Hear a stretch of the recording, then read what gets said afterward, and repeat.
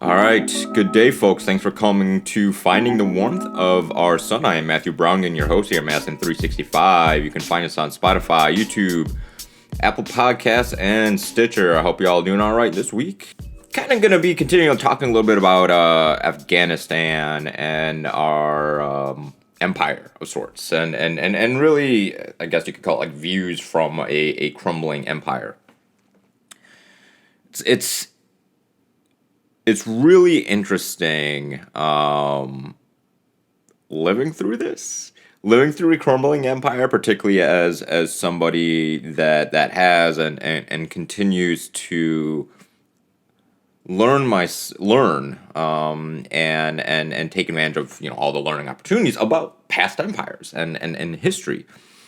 And you can't help but see so many parallels within the United States, such as, I mean, just even in Afghanistan, there's the fact that the crumbling Afghanistan army and soldiers, partly because what ended up happening is over the last couple of years, effectively these soldiers were underpaid and then not paid for being a soldier. And any time in history, if you find an army or armies not being paid, a collapse will ensue in whatever the conflict is going on, partly, and they'll switch sides to whatever side is paying them.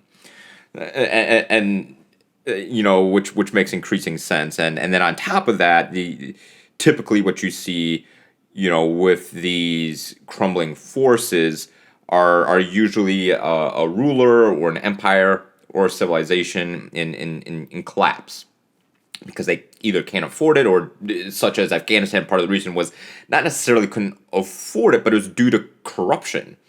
And the United States, most of the money that the United States likes to claim it put into Afghanistan effectively didn't put it into Afghanistan. It put it into the pockets of very few Afghanistan government officials, as well as, U.S. contractors. They weren't investing in Afghanistan. We were investing in the militarized economy and budget of the United States. Not military, but militarized. And this is actually a concept that,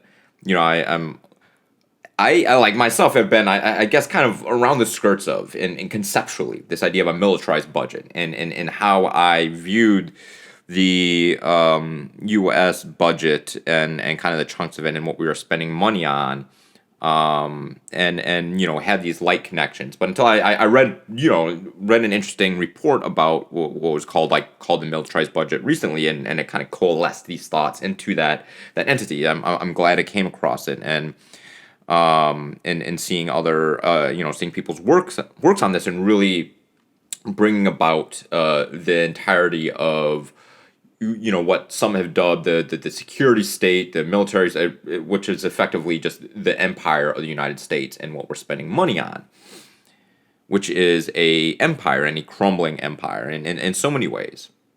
I mean, there's over 800 military bases across the globe, thousands upon thousands of military personnel across the globe, and special operations have occurred from U.S. forces in almost every nation over the past 30 years. This is it's an empire, and let's think about it. Even in a classical sense, a lot of these places aren't what we might think of as traditionally occupied, but in a lot of ways they're kneeling to the fealty of the United States. Of that, this is the idea that has been talked about as far as called a Pax America, thinking beyond traditional occupation, and as an empire. Really, you're looking at economic influences. You're looking at, again, military bases, military power. Who are they aligned with, or claim allied fealty to? And this is a real part of the American empire, which is not something that's really abnormal in the history of empire. The structure of the U.S. empire really isn't that abnormal in the history of empire. We have a misconception of what empire has looked like, as far as, because there's multiple ways of empire. A lot of this is informed by our rose-eyed view of the Roman Empire, which was a bit different, but again, some similarities in how it operated. But still, kind of there were still some real differences. But you'll still see history of empire, some similarities and bits and pieces in what you see with the United States, which again is an empire. We've had coups against democratically elected leaders and put in place brutal dictators to serve American interests. Again, it's an empire. That's not even before we get into the idea of the mainland of the United States being conquered through acts of genocide and colonialism, which reaches far beyond traditional and historical acts of conquest. When we think of genocide and colonialism, these are things that we attach to only the most brutal empires and individuals and conquerors. Genghis Khan as one of them. Which is a really interesting figure to study, and the Mongols, very, very interesting, brutal, multicultural in weird ways, and sorry, I'm distracting myself. But this idea of militarized budget, and this was a project or a report put together by the National Priorities Project.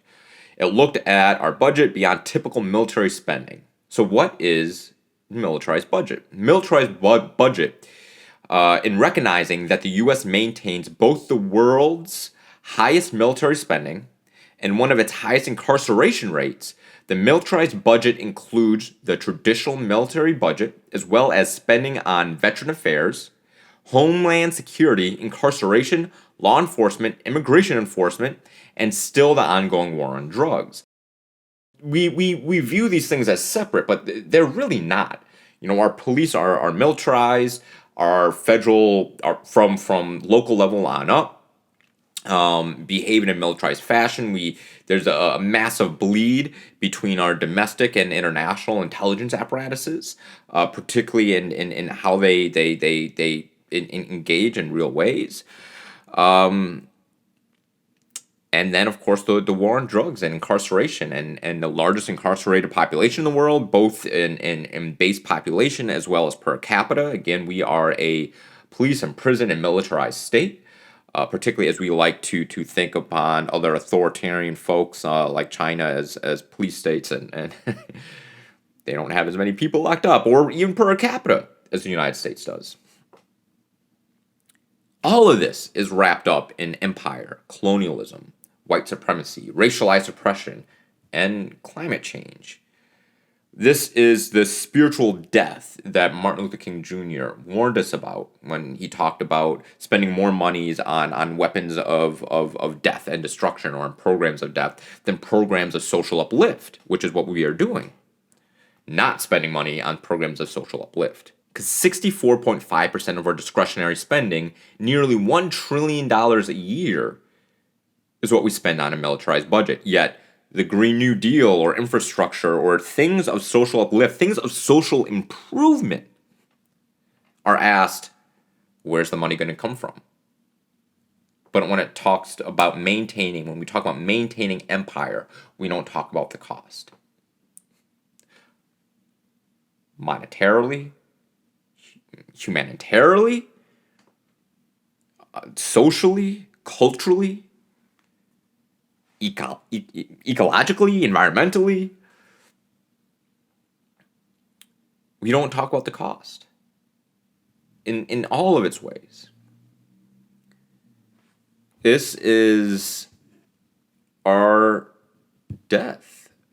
This is really, we're having a fraying nation here.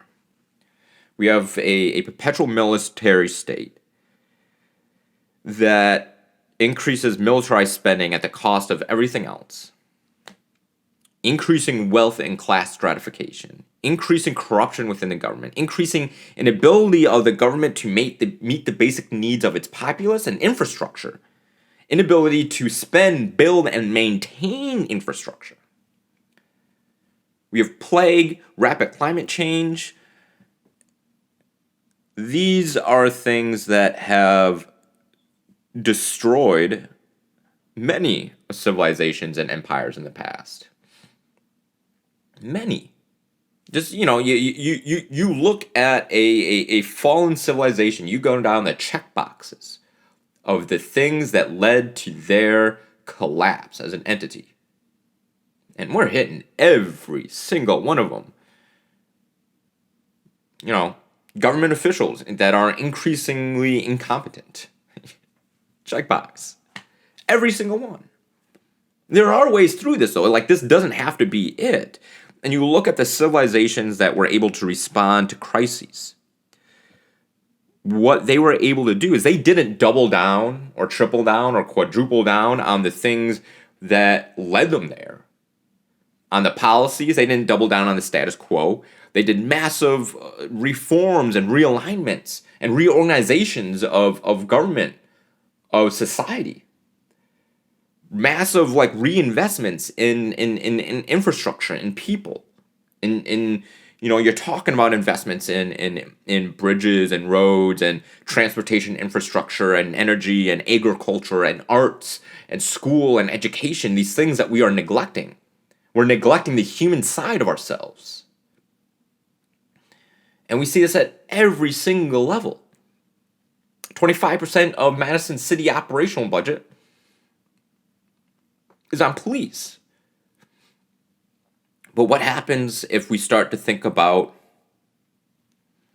law enforcement oriented spending? Things that aren't directly police but attached to it, that's going to increase even more. And again, these things are inherently violent. Police are inherently violent. And all these things are at the expense of other things. The expense of our own humanity, the expense of investing in our humanity. In Madison, we say it's not an either or, but it ends up being an either or in actuality, in actual governance, right? Well, what I mean by either or is we're not spending money on ourselves. We can get rid of homelessness right now, but we have it. The city has the resources to not have, to effectively end homelessness within the city. But we choose not to.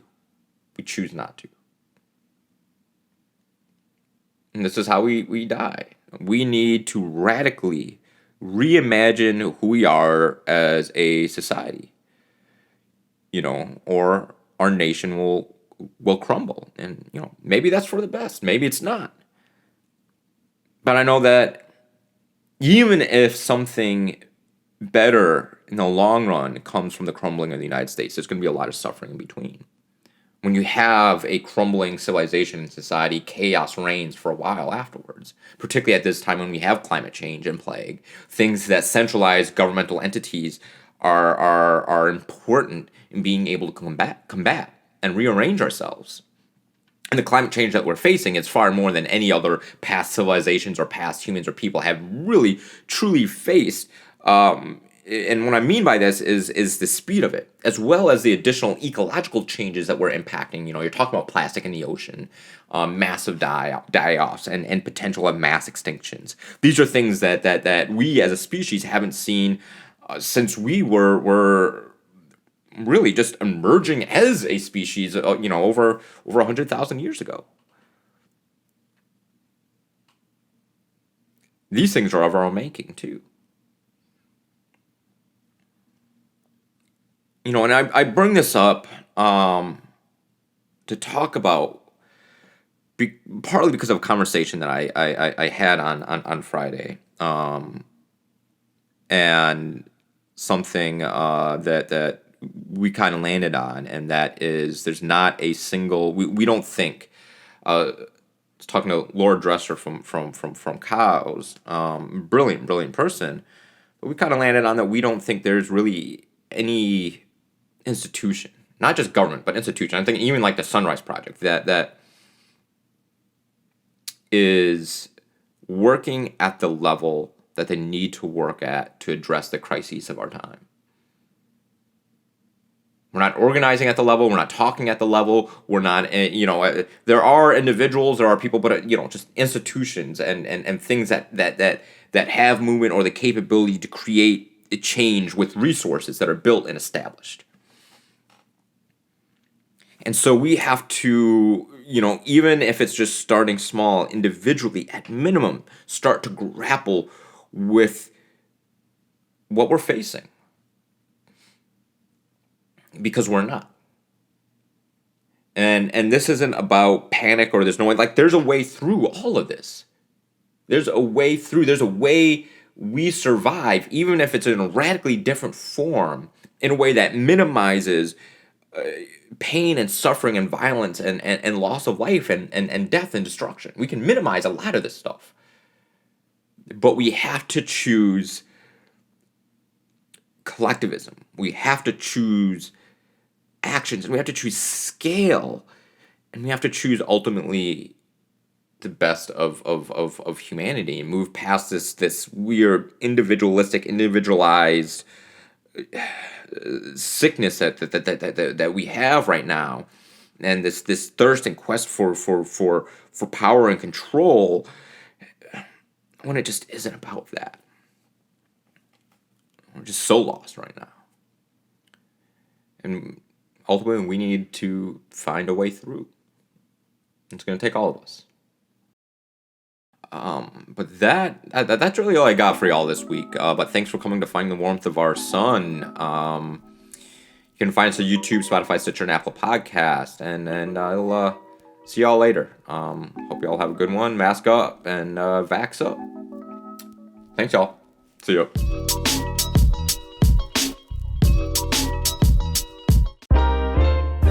This is 365 Media.